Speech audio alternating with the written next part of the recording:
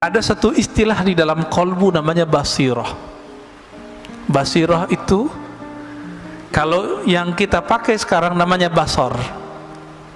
Sifat melihat, kemampuan memandang, memandangnya dengan fisik.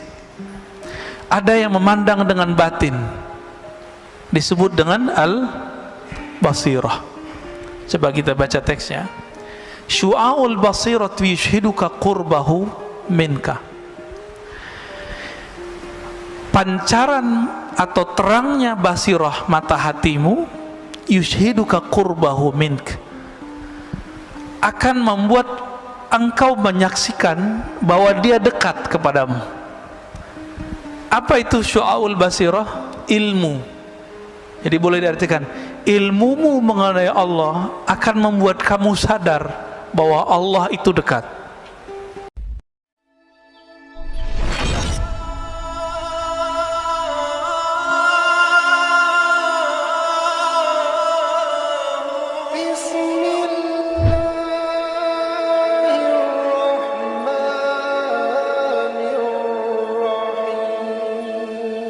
Sebelumnya mari kita baca surah Al-Fatihah. Semoga Allah membuka hati kita dan membantu kawan-kawan kita yang sakit, yang sedang berjuang dimanapun mereka berada. Al-Fatihah. A'udzubillahi minasy Bismillahirrahmanirrahim. Ya na'budu wa iyyaka nasta'in.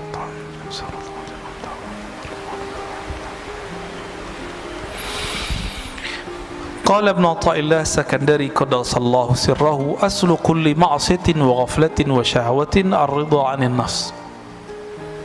Sumber dari semua maksiat, sumber dari semua penyakit hati bernama lalai, sumber dari syahwat itu adalah ar-ridha 'anil nafs. Meridhai, membiarkan kehendak diri, membiarkan diri kita terpapar oleh syahwat, membiarkan diri kita menikmati tidur lalu tidak tahajud, membiarkan diri kita berdebat, membiarkan diri kita untuk memandang sesuatu yang tidak halal.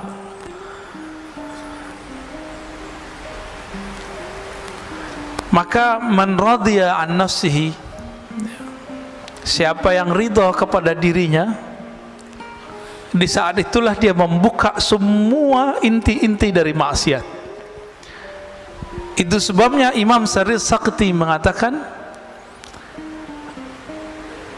1000 setan itu nggak ada apa-apanya dengan satu nafs, jiwa. Atas dasar itulah kalau bulan puasa masih ada orang maksiat meskipun setannya sudah dibelenggu. Jadi kalau banyak orang bertanya, kan setan sudah dibelenggu. Nah, ini berarti doktrin kita salah selama ini. Maksiat itu nggak perlu ada setan. Merusak di bumi nggak perlu ada setan, Pak. Bakat alami dalam tubuh kita itu merusak. Itu bakat alami. Inilah yang dibaca oleh setan, yang dibaca oleh malaikat. Apa kata malaikat? Ya Rob, kenapa engkau menciptakan di bumi makhluk yang merusak dan membunuh? Jadi karakter jiwa kita itu sudah merusak. Dan saya sudah pernah membahas sebelumnya, jiwa ini punya karakter hewan, punya karakter buas, hewan ternak dan buas. Dengan karakter ini sudah cukup kita bermaksiat kepada Allah Subhanahu wa ta'ala. Jadi nggak perlu setan kalau mau maksiat. Bedanya setan itu menyesatkan. Nah, ini kata kunci. Jadi yang berbahaya dalam hidup kita bukan maksiat, bukan dosa, bukan zan, tapi maksiat yang berisi kepada kesesatan, pemahaman yang sesat, cara pandang yang sesat. Ini yang berbahaya. Kalau dosa, semua kita dosa, dan ini sudah digariskan oleh Allah Subhanahu wa ta'ala, sehingga muncul hadis, kullu bani adam khatta'un. Semua manusia itu pasti khata'. Apa arti khata'?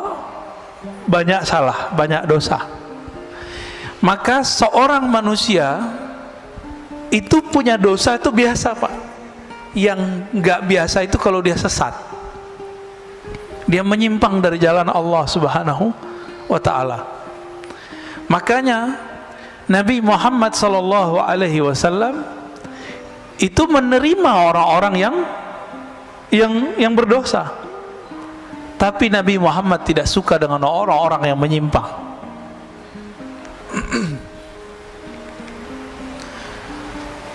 Dan dibalik, kalau maksiat, taat, ya, kemudian syahwat itu dimulai dari kita ridha kepada diri, lalu sebaliknya pokok dari ketaatan, pokok dari kesadaran dan kehormatan itu adamur ridha minka anha. Kamu tidak membiarkannya, kamu tidak meridhoinya. Kalau sepertiga malam terakhir jam 3 maunya badan tidur atau sujud, Pak? Tidur ya. Kita biarin begitu. Ini namanya asal kulli ma'asiyah. Maksiat mulainya dari situ. Kita biarin, kita manjain jiwa. Terlalu memanjakan nafs jiwa, ini awal dari semua maksiat. Ya.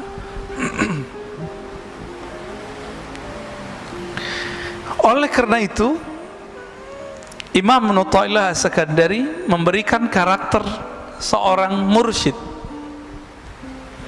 Mursyid itu bukan orang yang hebat. Mursyid itu man la yarda an nafsih. Begitu di kitabnya. Li antas haba jahidan la yarda an nafsih. Kamu berguru, bersahabat dengan seseorang yang tidak meridhoi dirinya, nafsnya, jiwanya, itu lebih baik daripada kamu berguru kepada orang yang meridhoi nafsnya, jiwanya. Maka kalau mau cari guru, carilah guru yang tidak membiarkan dirinya terpapar oleh nafs, jiwa kita, ya, kehendak-kehendak diri. Lalu beliau memberikan pertanyaan, fa ayyu ilmin li alimin yarda an nafsi. Masih disebut alimkah orang yang alim tapi dia mengikuti hawa nafsunya? Masih disebut alim enggak? Enggak. Wa ayyu jahlin li jahilin la yarda an nafsi.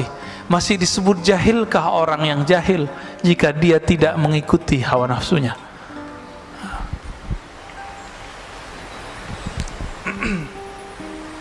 Sekarang kita masuk ke, ada satu istilah di dalam qalbu namanya basirah. Basirah itu, kalau yang kita pakai sekarang namanya basar. Sifat melihat, kemampuan memandangnya dengan fisik. Ada yang memandang dengan batin, disebut dengan al-basirah. Coba kita baca teksnya.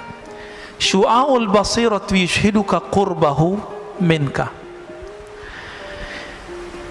Pancaran atau terangnya basirah mata hatimu, yushhiduka qurbahu mink, akan membuat engkau menyaksikan bahwa dia dekat kepadamu.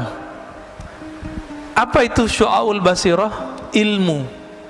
Jadi boleh diartikan, ilmumu mengenai Allah akan membuat kamu sadar bahwa Allah itu dekat. Udah ngerasa Allah dekat belum? Kalau nggak diingetin nggak ya? Kenapa kita masih suka bertawassul? Karena kita merasa jauh kepada Allah. Kalau kita merasa dekat kepada Allah, itu nggak perlu tawassul, Pak. Jadi apa rahasia tawassul sebenarnya? Karena kita nggak punya kesadaran itu. Jadi ada di Inggris dua kelompok. Jadi kelompok Sufi Asy'ariyah, Sufi terus akidahnya Ahlussunnah Asy'ariyah, didebat oleh kelompok Salafi Wahabi.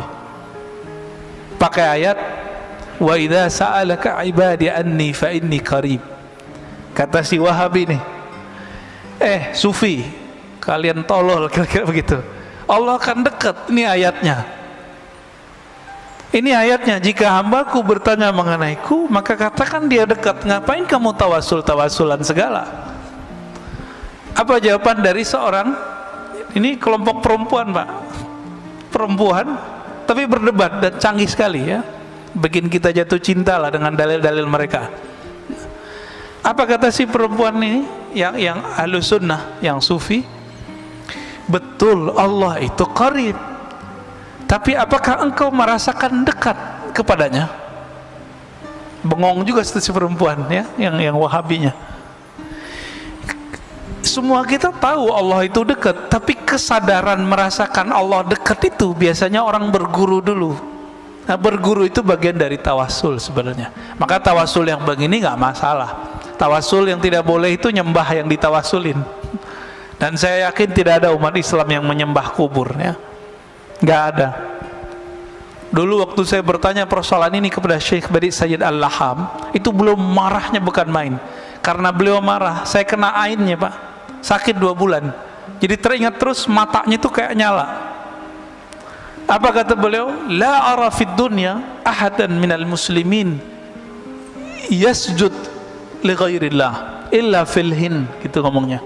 Saya tidak melihat di muka bumi seorang muslim pernah sujud, pernah meminta kepada selain Allah, kecuali di India ada orang sujud ke kubur. Itu bukan orang muslim murni, udah nyampur-nyampur kali agamanya.